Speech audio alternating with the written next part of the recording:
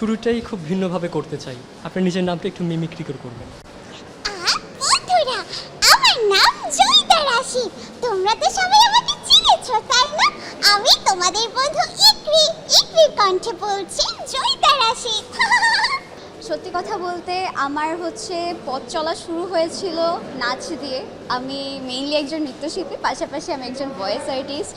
আমি এই যে অ্যাওয়ার্ডও পেয়েছি নৃত্যশিল্পীর জন্য, আমার মিমিক্রির জন্য অনেক অ্যাওয়ার্ড রয়েছে। বাট আমি যখন বয়স 3 বছর 2 মাস তখন থেকেই নাচটা মেনলি শিখি। তারপর ক্লাস 4 থেকে আমার মিমিক্রি জার্নি শুরু হয়।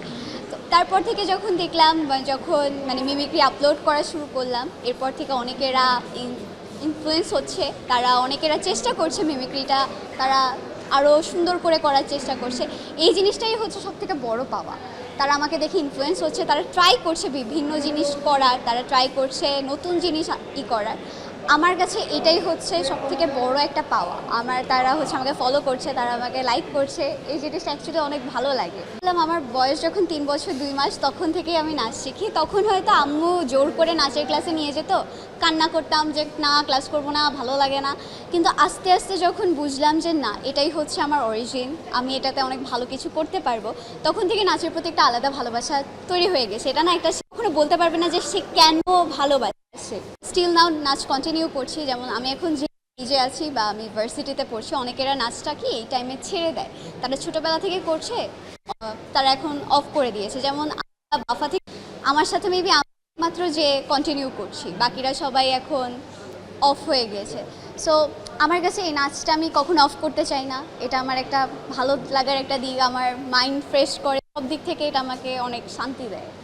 আচ্ছা, আমি মিনার ভয়েসে করছি। মিঠু, দেখো আজকে জয়িতা কি পাইছি। আজকে জয়িতা সোহাগ ডান্স গ্রুপ স্বর্ণমুকুট থেকে নৃত্যরত্ন পুরস্কার পাইছে। দেখছো, বলো তো ওই কি হয়েছে?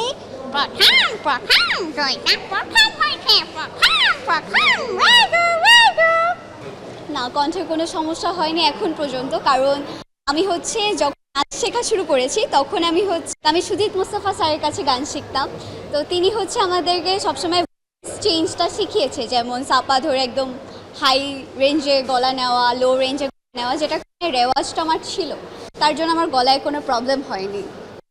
আমি আমার পার্সোনাল লাইফ কখনো মিডিয়া, যদি কখনো ফিউচারে বিয়ে টিয়ে হয় তখন আপনারা দেখতে পারবেন।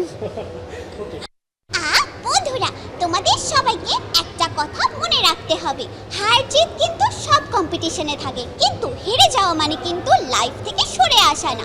হেরে যাওয়া মানে ভালো হয়ে আবার উঠে দাঁড়ানো। এটা আমার মা আমাকে সব সময় বলে। হেরে যাওয়া মানে কিন্তু সব সময় গিভ আপ করে দেওয়া না। সেই জিনিসটা ভালোভাবে চর্চা করো আর এমনভাবে তৈরি হও যেন তোমাকে কেউ হারাতে না পারে।